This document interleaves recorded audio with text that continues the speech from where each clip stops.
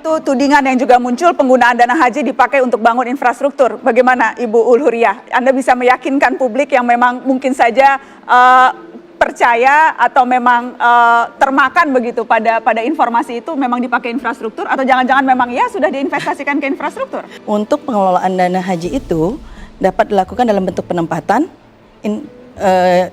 Nanti saya sampaikan besarannya. Untuk investasi langsung batasannya sehingga 20%, investasi lainnya 10%, investasi emas 5%, dan investasi surat berharga sisanya.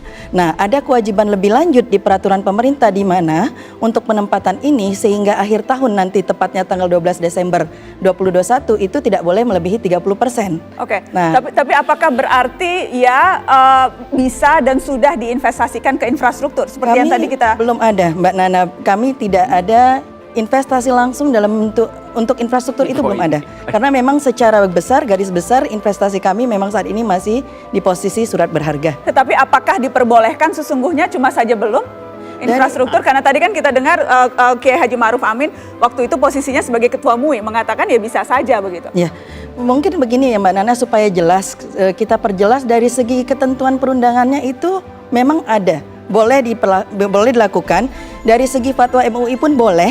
Namun sekarang kan masalah kebijakan ya Mbak Nana, kita selaku BPKH kita menyadari bahwa kita mengelola dana jemaah haji, sehingga prioritas kita memang terkait perhajian Mbak. Dana haji tentu mau ditingkatkan manfaatnya itu. Ada instrumennya yaitu surat sukuk itu. Oke, begitu manfaatnya dapat, manfaatnya pindah ke APBN. APBN itu adalah satu-satunya dompet pemerintah. Di dalam dompet itu duit halal sama haram bercampur.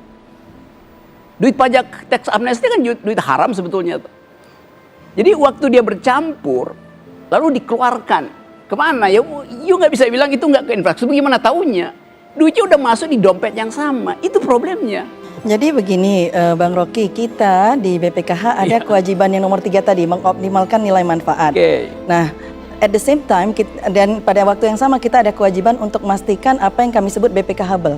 Memenuhi syarat pertama harus memenuhi prinsip syariah, kedua aspek keamanan, kehati-hatian, nilai manfaat, dan likuiditas. Nah sehingga kalau kita bicara likuiditas Bang Rocky, tentunya kita membicarakan jenis investasi yang dapat diambil apabila ada kebutuhan. Kalau analoginya tadi seperti itu bagaimana? Sehingga begini Mbak Nana, yang kita prioritaskan bahwasanya kita mencoba mendapat nilai manfaat yang optimal.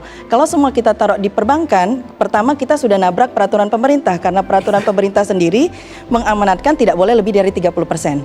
Nah, untuk pertama-tama yang perlu dicatatkan bahwa memang ketika kami menerima hibahan dana pun sudah ada SDHI.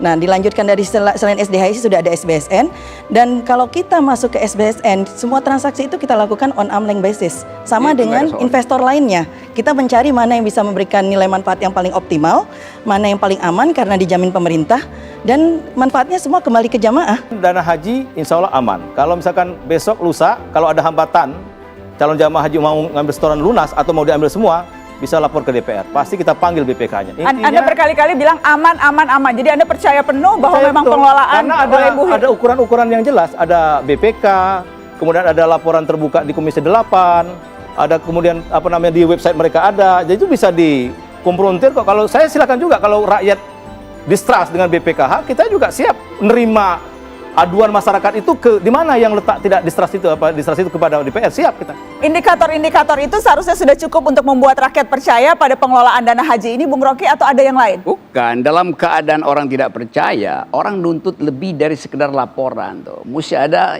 sampai tingkat forensik. Karena ini udah menyangkut orang bukan lagi nggak paham, ya nipu tapi kita nggak bisa bongkar. Itu yang mesti bisa dibaca oleh DPR.